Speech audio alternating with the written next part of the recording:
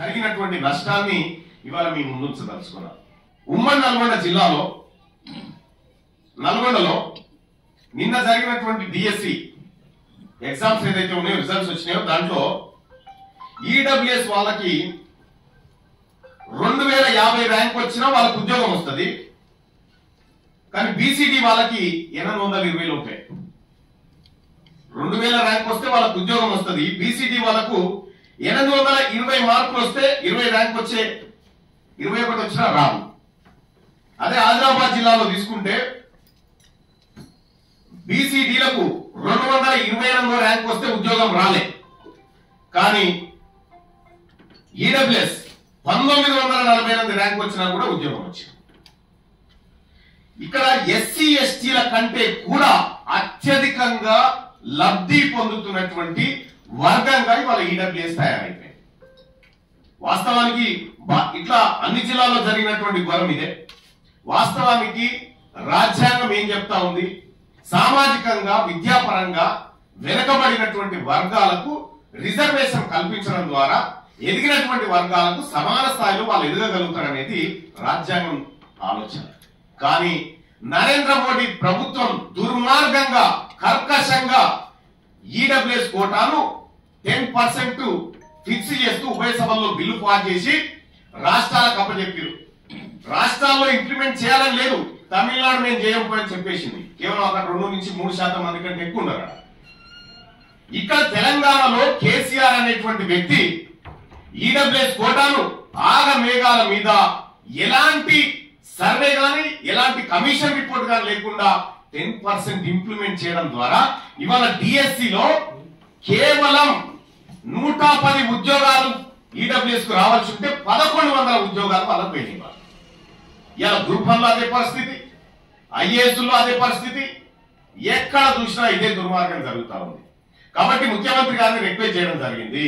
ఇక్కడ మా బీసీ ప్రజలు నష్టపోతా ఉన్నారు. ఒక బీసీలే కాదు, ఈ ఈడబ్ల్యూఎస్ కోటా 1 or 1.5% ఫిక్స్ చేస్తే మిగిలినటువంటి 8%, 8.5% ఓపెన్ లో కలిపితే అందులో ఓసీలకు కూడా అవకాశం ఉంటుంది. వాళ్ళు కూడా పోటీ చేసుకునేటువంటి ఏది ఆ ఉద్యోగాలు సంపాదించే అవకాశం ఉంటుంది. కానీ ఇక్కడ అలా జరగడం లేదు. ఇది బీసీలకు, బీసీ నిరుద్యోగ యువతకు జరుగుతున్నటువంటి అన్యాయాన్ని 3వసారి ముఖ్యమంత్రి గారి దృష్టికి తీసుకుపోవడం జరిగింది. ఆయన అతి త్వరలోనే ఈ సమస్యను పరిష్కరిస్తామని చెప్పడం జరిగింది. వాస్తవానికి రిజర్వేషన్ ఉన్నది పేద వర్గాలను పైకి తీసుకురావడానికి. కానీ నరేంద్ర మోడీ గారి ప్రభుత్వం పెద్దోళ్ళని ఇంకా పెద్దగా చేయడానికి ఈ ఈడబ్ల్యూఎస్ పెట్టి ఇవాళ కొంపలు ముంచిండు. మధ్యప్రదేశ్ హైకోర్టు క్లియర్ గా జడ్జిమెంట్ ఇచ్చింది. ఇక్కడ ఇంకో ట్విస్ట్ కూడా ఉంది. ఈడబ్ల్యూఎస్ కోటాను మొత్తం ఉన్నటువంటి ఉద్యోగాలు 100 అయితే అందులో 50% ఎస్సీ ఎస్టీ బీసీల రిజర్వేషన్ పోగా మిగిలిన 50లో అప్ టు 10% అన్నది. మిగిలిన 50లో అప్ టు 10% అన్నది. కానీ కేసీఆర్ దుర్మార్గంగా ఈ 100 నుంచి 10% తీయడం వల్ల ఇలా వేలాది ఉద్యోగాలు పొందడంలో బీసీలు నష్టపోతా ఉన్నారు. చేయడంలో ప్రభుత్వానికి చిత్తశుద్ధి ఉన్నా అది బీసీలకు ఇవ్వాలనుకునేటువంటి అంశంలో రాష్ట్ర ప్రభుత్వం నిశ్చితంగా ఆలోచించాలి. ఇది బీసీ బిడ్డలకు దక్కుతలేదు. మా గౌరవనీయులు మా నాయకుడు రాహుల్ గాంధీ గారి ఆలోచన ఏదైతే ఉందో సోషల్ ఇంజనీరింగ్ అనేటువంటి ఆలోచన, జిస్కి ఎంతైతే జనాభా ఉన్నారో వాళ్ళకి అంత దక్కాలనేటువంటి ఆయన ఆలోచన ఏదైతే ఉందో అది ఇంప్లిమెంట్ జరగడం లేదు. అది సరిచేయాలని గౌరవ ముఖ్యమంత్రి గారికి చెప్పడం జరిగింది. ఆయనకు గతంలోనే జడ్జిమెంట్ కాపీ ఇవ్వడం జరిగింది. అన్ని కూడా ఆయనకు హైకోర్టు జడ్జిమెంట్ ఇచ్చినాం, మధ్యప్రదేశ్ కర్ణాటక హైకోర్టు జడ్జిమెంట్ ఇచ్చినాం. అన్ని ఇచ్చినప్పటికీ కూడా ఇవాళ జరుగుతలేదు. ఈ ఉద్యోగాలు ఇప్పుడు వేగంగా భర్తీ చేసుకుంటూ పోతా ఉంటే 10% ఇచ్చి వాళ్ళు 30 ఏళ్ల పాటు వాళ్ళు ఉద్యోగాల్లో కూర్చుంటే 30 ఏళ్ల పాటు ఈ బిడ్డలకు ఆ ఉద్యోగాలు రావు.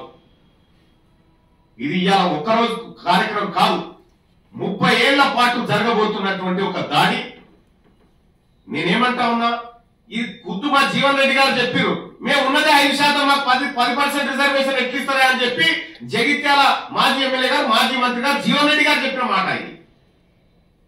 మేము ఉన్నదే 5%, మాకు 10% రిజర్వేషన్ ఇవ్వడం అంటే ఇది దుర్మార్గం, ఇది బీసీలో కడుపు కొట్టడం అనేది మాట ఆయన చెప్పిండు. అగ్రవర్ణాల్లో ఉన్నటువంటి నాయకులే దీన్ని ఒప్పుకొని ఇది అన్యాయం అని చెప్తున్న తర్వాత మరి బీసీలకు న్యాయం జరగకపోతే రాహుల్ గాంధీ గారి ఆశయాలు దెబ్బతింటాయి, ఆయన ఆలోచనలకు వ్యతిరేకంగా జరిగే ప్రమాదం ఉంటుంది. కాబట్టి రాష్ట్ర ప్రభుత్వాన్ని సరి చేసుకోమని చెప్పడం జరిగింది. బీసీలకు జరుగుతున్నటువంటి అన్యాయాన్ని సరిదిద్దమని చెప్పడం జరిగింది. ఇది ముఖ్యమంత్రి గారితో నేను జరిగినటువంటి భేటీలో అదొక అంశం.